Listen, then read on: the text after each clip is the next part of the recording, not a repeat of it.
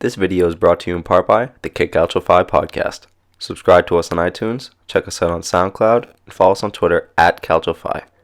Now back to this week's episode of The Real Fantasy Show.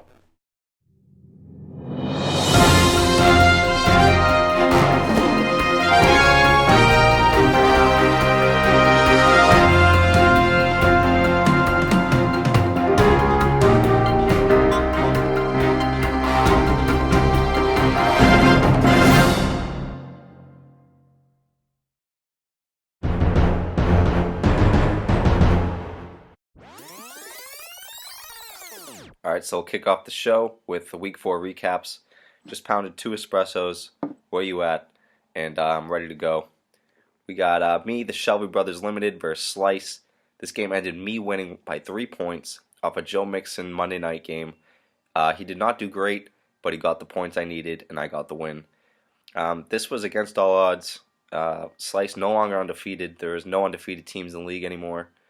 This probably wasn't the team that you thought would beat Slice, but it did.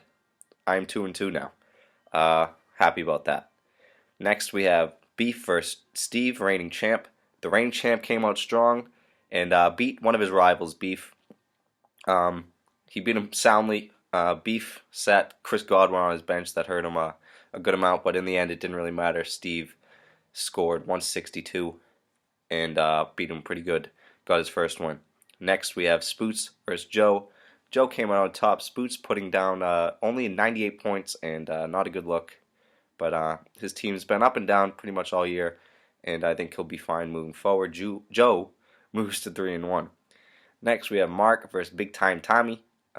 Mark, his rival, ends up winning 144.5 to 91. Not great for Paul. He said this was the end-all be-all for Mark, and if he lost, that Mark would never hear the end of it. And he lost. So Mark moves to 2-2. Paul moves to 2-2. Mark's team looking good. Last we have Craig versus G. Craig gets his first win of the season with only 117. He's putting up about good to average points every week, and 117 got the job done for him this week. G with the lowest score of the week of 84. Tough. And his team is hurting after losing a bunch of players this year. So a quick look at the standings. After 4 weeks, we got 2 teams at 3-1, Slice and Joe. No teams undefeated anymore. We got a bunch of teams at 2-2. Spoots, Mark, Beef, G, me, and Paul. All those teams trying to get above 500 and make those pushes for the playoff spots come December. And we got 2 teams at 1-3. That is Craig and Steve. Steve, former champion, dead last, but he's looking to bounce back off that and carry over that last win and get on a roll.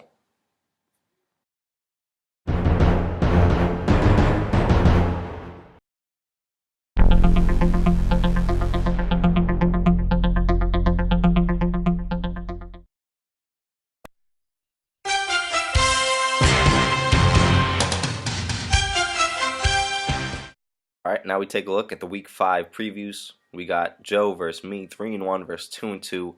Joe is projected to beat me pretty soundly. You know those projections stink. We say it over and over and over again every week, but we've got to say it every week.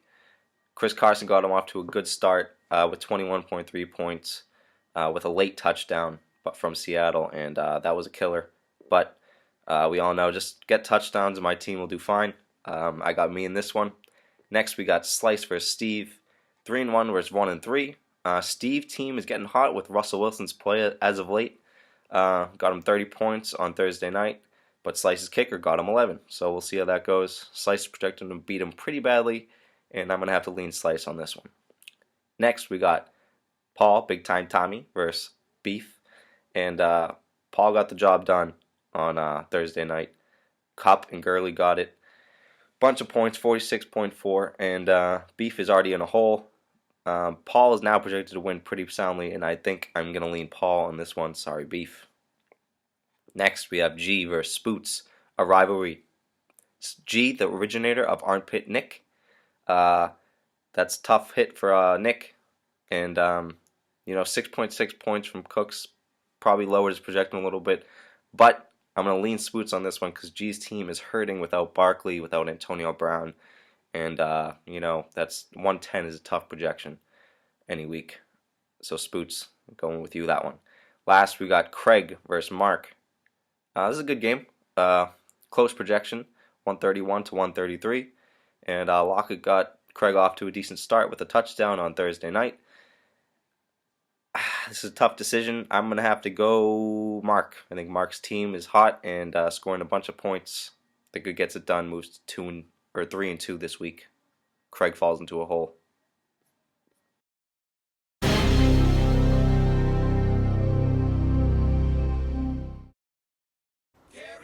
We are back again.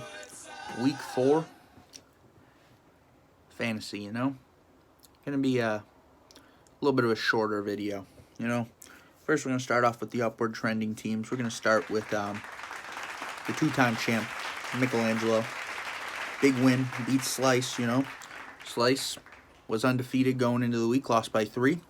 His team showed they have weakness, he only scored 124 points, Bad week for Slice's team. Mick, good win. That's 2 in a row. He's building the momentum back. Looking pretty good. Second, we're going to go with Mark. Mark looked very good over the last 2 weeks. His team come a long way. I called him out. He's back, Going to be a formidable team if his team keeps looking like that. Putting up some high scoring and back-to-back weeks, pretty good. We're going to go to the downward trending teams. We only have one team this week. It's just going to be me. My team stinks. So now it's kind of just who's going to play me in the toilet bowl at the end of the season and who just loses, So good luck, I lose Austin Eckler as my starting running back. It's kind of like he's going to split apparently this week. But, doesn't matter. My team stinks. I'm not going to tank because I'm not Brandon. But my team stinks. So I'll see you guys in last place. Lastly, we're going to talk about matchup of the week. Joe versus Mick. I think that's a pretty obvious one. Mick, one of the hotter teams in the league. Joe, one of the better teams in the league at 3-1. Going to be a big game. You know what? I think it's going to be a close one. I'm going to take Joe in this one. Joe improves to 4-1, but I think Mick's team's very good. So I think it'll be a very close one, maybe like a 140-135. Going to be a good scoring game. But back to you guys.